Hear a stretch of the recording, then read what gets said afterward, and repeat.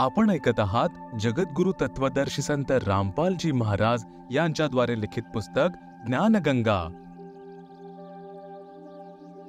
संत रामपालजी महाराज यांचा संक्षिप्त परिचय। संत रामपालजी यांचा जन्म 8 सप्टेंबर 1951 मध्ये हरियाणा राज्यातील सोनीपत जिल्ह्यामधील धनाना गावात एका शेतकरी कुटुंबामध्ये झाला। शिक्षण पूर्ण झाल्यावर हरियाणा प्रांतातील सिंचन विभागामध्ये कनिष्ठ अभियंता पदावर ते 18 वर्षे कार्यरत राहिले। सन 1988 मध्ये त्यांनी परमसंत रामदेवानंदजी महाराज यांच्याकडून दीक्षा घेतली। तनामनाने सक्रिय होऊन स्वामी रामदेवानंदजी यांनी सांगितलेल्या भक्तिमार्गाने साधना केली आणि त्यांना परमात्मा यांचा साक्षात्कार झाला।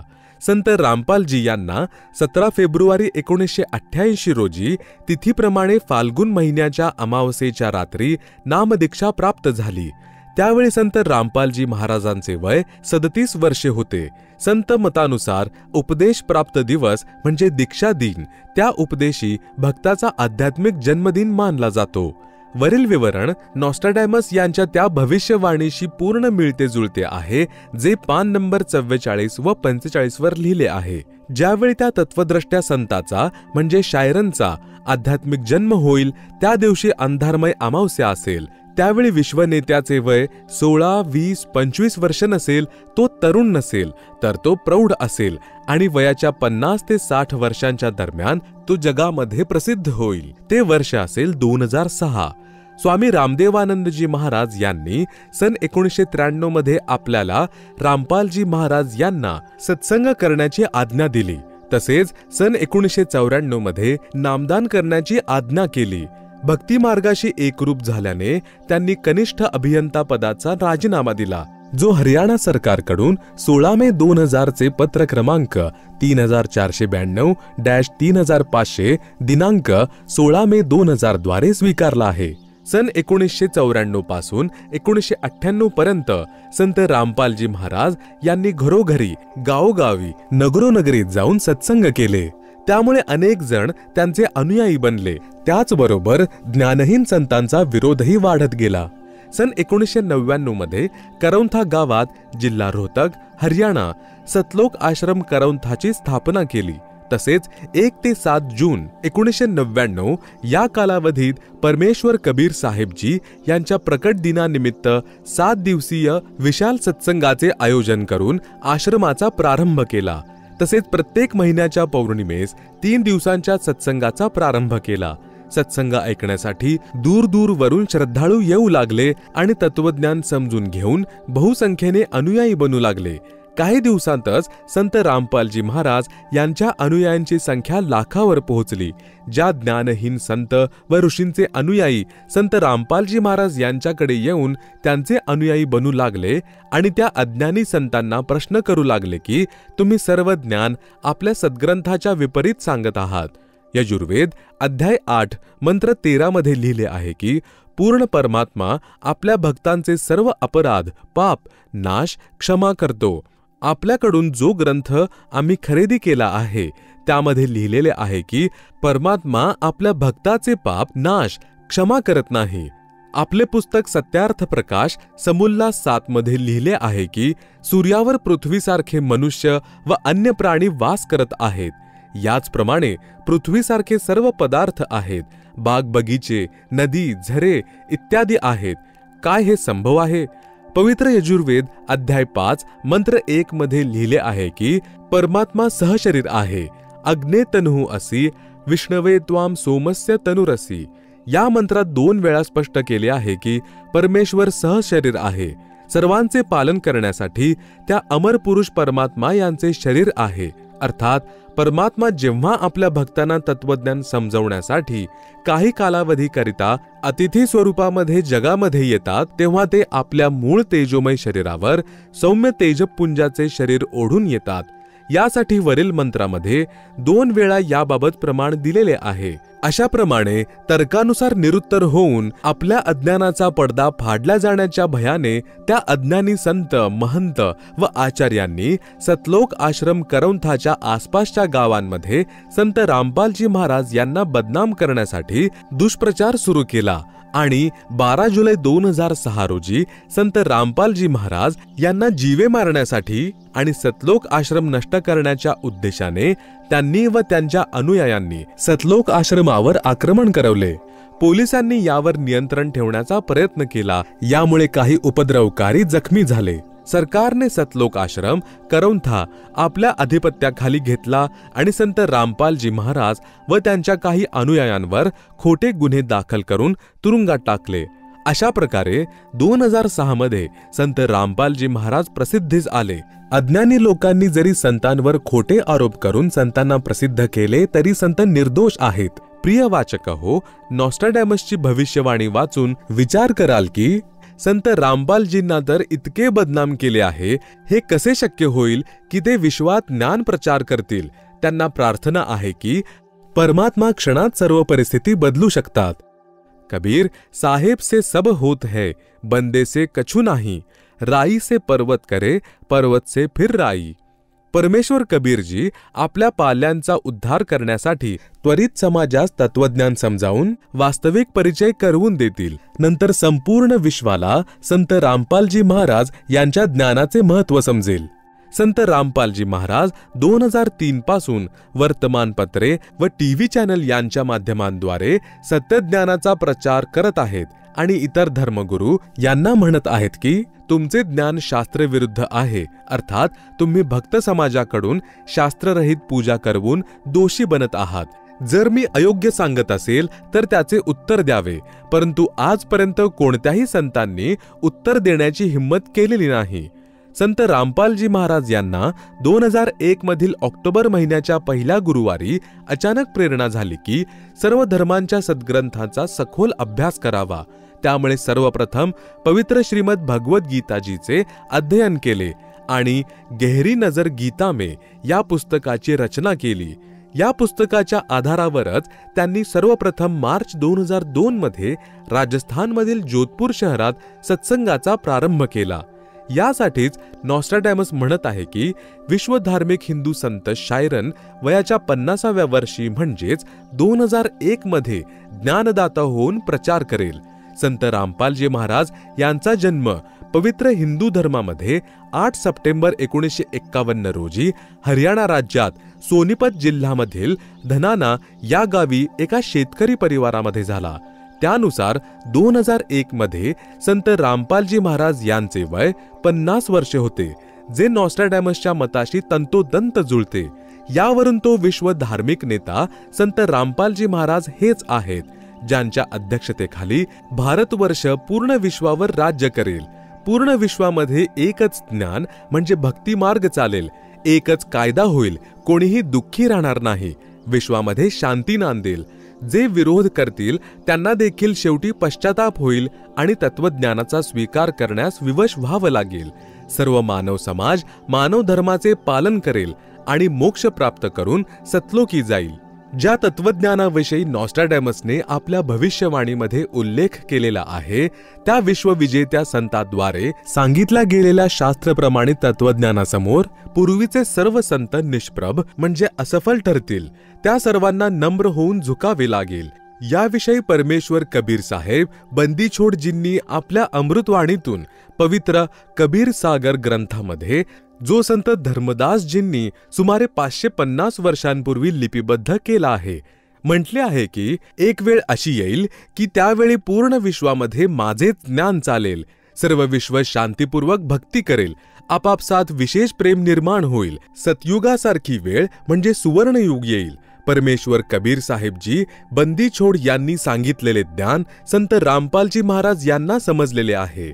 या ज्ञानाविषयी कबीर साहेबजींनी आपल्या पवित्र वाणीमध्ये म्हटले आहे की कबीर और ज्ञान सब ज्ञानडी, कबीर ज्ञान सो ज्ञान, जैसे गोला तोब का करता चले मैदान. याचा भावार्थ असा आहे की हे तत्वज्ञान एवढे प्रबळ आहे की त्याच्यासमोर अन्य संत व ऋषींचे ज्ञान टिकणार नाही. जसे तोफेचा गोळा जेथे पडतो तेथे पूर्ण किल्ला उद्ध्वस्त करून साफ मैदान बनवतो, हेच प्रमाण संत गरीबदासजी चुडानी, जिल्हा छज्जर, हरियाणा यांनी दिलेले आहे की सद्गुरू तत्वदर्शी संत परमेश्वर कबीर साहेबजी बंदीछोड यांनी पाठवलेला दिल्ली मंडळामध्ये येईल. गरीब सद्गुरु दिल्ली मंडल आयसी सूती धरणी सुम जगायसी.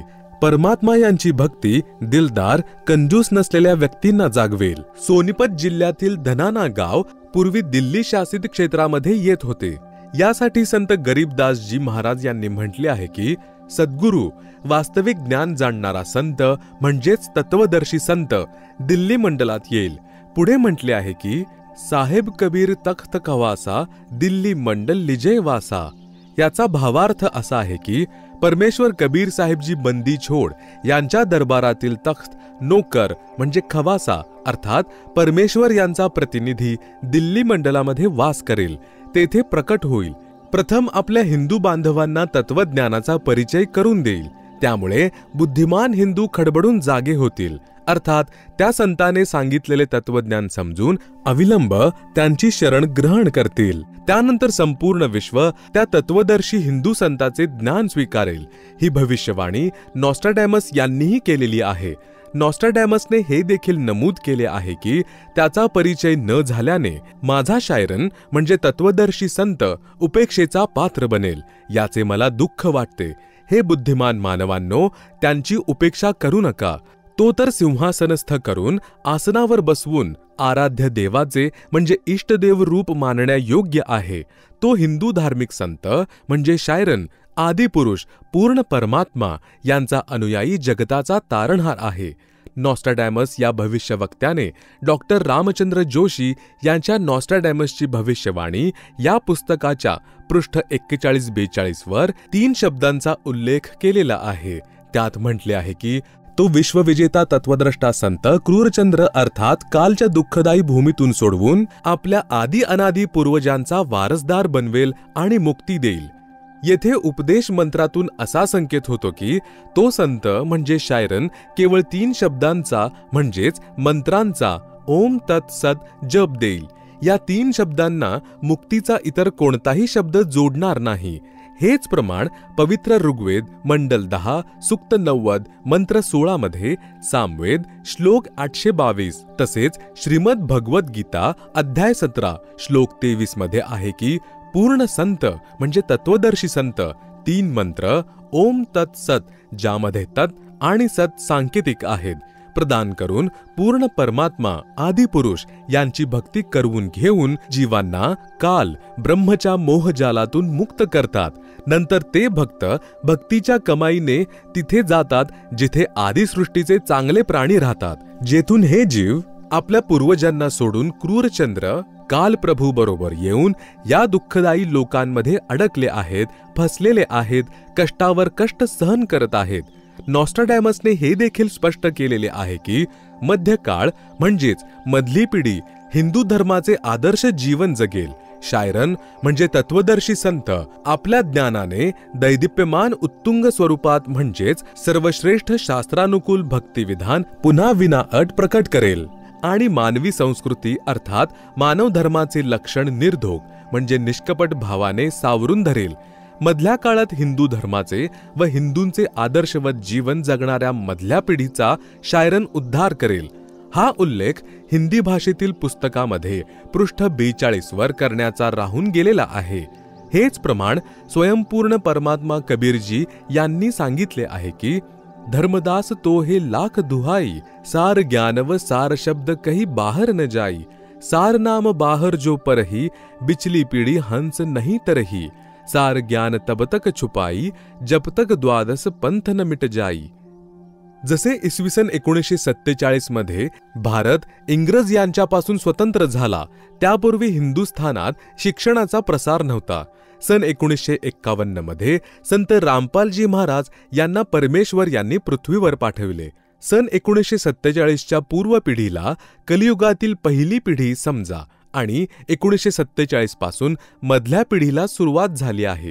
ही पिढी 1000 वर्षांपर्यंत सत्यभक्ती करेल. या दरम्यान जो पूर्ण निश्चयाने भक्ती करेल तो सतलोकाला जाईल.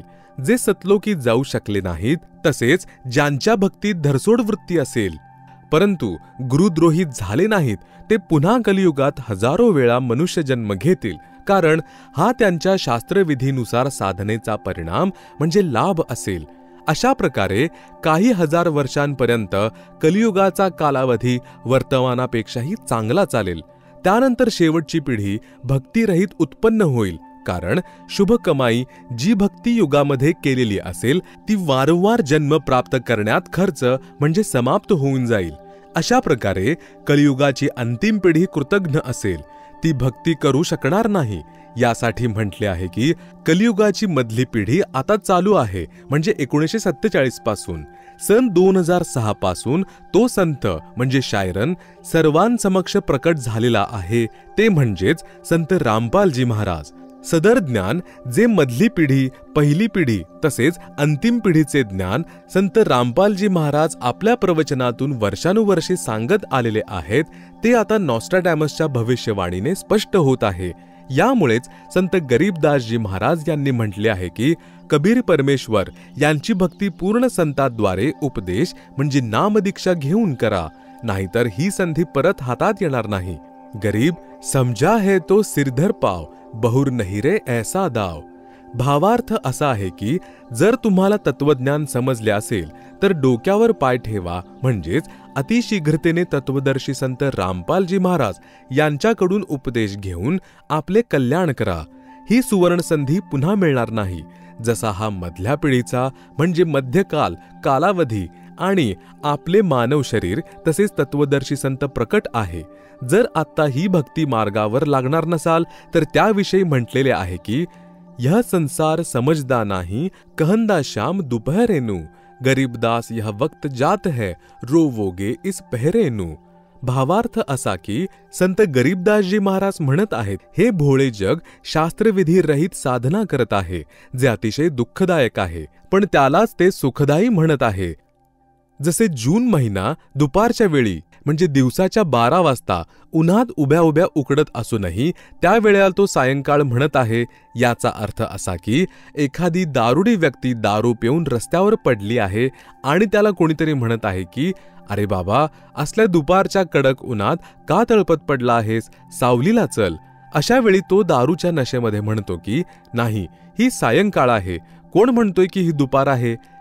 याप्रमाणे जे साधक शास्त्रविधीचा त्याग करून मनमाने आचरण करत आहेत ते आपले जीवन नष्ट करत आहेत. त्याला सोडत नाही, उलट त्यालाच सर्वश्रेष्ठ मानून काललोकीच्या वणव्यात जळत आहेत. संत गरीबदासजी महाराज म्हणत आहेत की एवढे प्रमाण मिळाल्यानंतरही पूर्ण संतांद्वारे सांगितल्याप्रमाणे सत्साधना करत नसाल तर हे अनमोल मानव शरीर तसेच मधल्या पिढीचे भक्तियोग हातातून निसटून जाईल. मग या वेळेला आठवून रडाल, खूप पश्चाताप कराल, मग काहीही होणार नाही. परमेश्वर कबीरजी बंदी छोड यांनी म्हटले आहे की अच्छे दिन पाछे गए, सद्गुरु से किया ना हेत, अब पछतावा क्या करे जब चिडिया चुग गई खेत. सर्व मानव समाजास प्रार्थना करण्यात येते की पूर्ण संत रामपालजी महाराज यांना ओळखा आणि आपले व आपल्या परिवाराचे कल्याण करा. आपले नातेवाईक आणि मित्रपरिवारासही सांगा व पूर्ण मोक्ष मिळवा. सुवर्ण युग चालू झालंय. लाखो पुण्य आत्मा संत रामपालजी महाराज म्हणजे तत्वदर्शी संत यांना ओळखून सत्यभक्ती करत आहेत आणि अत्यंत सुखी झाले आहेत.